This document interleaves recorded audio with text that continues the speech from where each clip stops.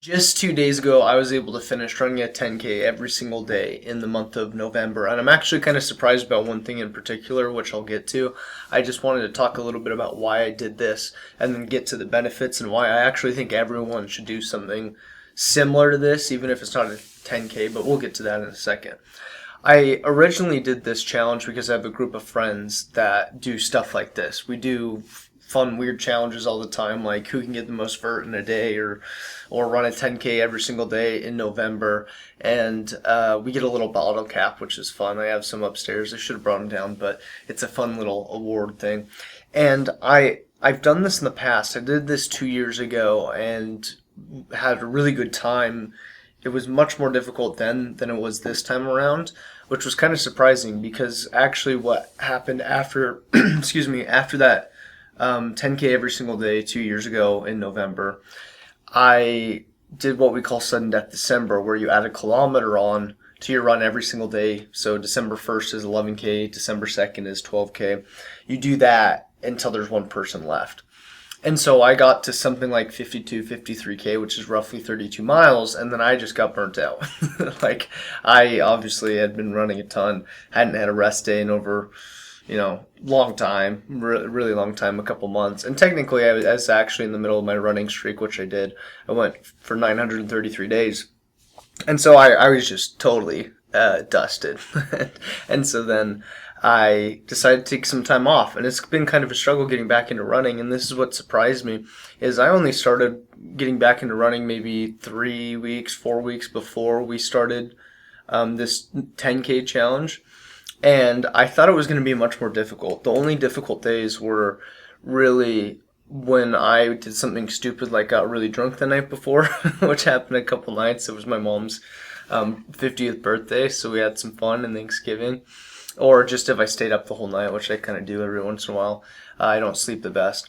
And so those were the only days that really sucked. I had tired legs, but those were the days, like, I could just get through that or walk a little bit of the 10K. And this is what I thought was the most surprising about this, because there's this whole idea about rest days, and you need to have your rest days and your time off, or active recovery days. And I agree. Like, I think that's more optimal, and it's going to help you stay healthy and not get injured, right? What was fascinating is seeing my aerobic base get better.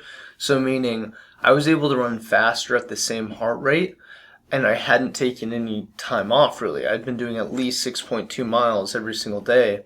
And what I noticed is when I started out of the challenge, I had to run like a 12-minute mile average to stay under 140 beats per minute, which is my zone 2 for me as a runner. And there's other videos on that, but I highly recommend you look into zone 2 training if you're not familiar with what that is. And so I try and stay under 140, 142 beats per minute. And when I started the 10K challenge about 32 days ago, I had to run 12-minute miles. So I'd kind of walk, run, depending on the incline and whatnot. And then towards the end of it, I think I ran about a 10-20 minute mile average 10K. So it's 6.2 miles, averaging at like 10-20 pace, and stayed under 140 beats per minute.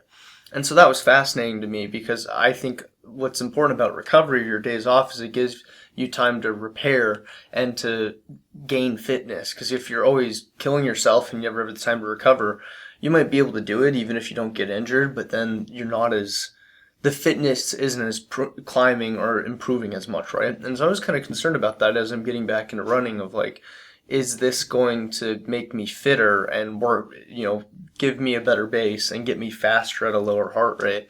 And it turns out it did. And so now that I'm in the sudden death December part, where I ran 12K today and I'll run 13K tomorrow, I'm kind of curious about how long I'll be able to do this, because I'm not in as good a shape and I haven't been training as much over the last 18 months. But now that I'm coming back, seeing that base be built up a little bit over the last 30-ish days, and then going into this challenge where we're adding on a kilometer every day, it'll be interesting to see how much my fitness improves, and if I can avoid injury, or if I stop before I get too hurt in this challenge. and give myself a week or whatever of recovery when I come back, how fit I'll be, which is something I'm really excited about. So I think that's just kind of interesting. That was my experience. I think everyone should do something like this solely for the reason, this alone, I think is enough of a reason to do some crazy challenge like this, is if you're able to do it 10K every single day for 30 days, when you go back to your typical training, where you're only running 3 to 6 days a week or whatever it is, depending on where you're at as a runner, it makes the regular training easier because you are reminded that, hey, I've been able to run a 10K every single day for 30 days. And so then when you're only running 12 days out of the month, out of 30 days, or 12 days every 30 days, if that's roughly kind of where you're at as a runner, it's a good reminder that you can do things that are much harder, and so your regular training becomes easier because you have a new ceiling, you have a new glass ceiling. And I know that's what's going to happen when I get done with this challenge, where I go back to running maybe 4 or 5 days a week.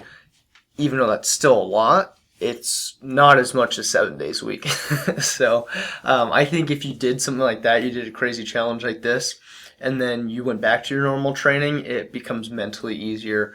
And I mean, just the experience within itself, I think, is incredibly worth it. So I hope you got something out of this video. I do a lot of running content. If you don't know me, my name is Reese Jones, and I just want to help people stay fit and stay healthy and enjoy running and really deepen their practice with it.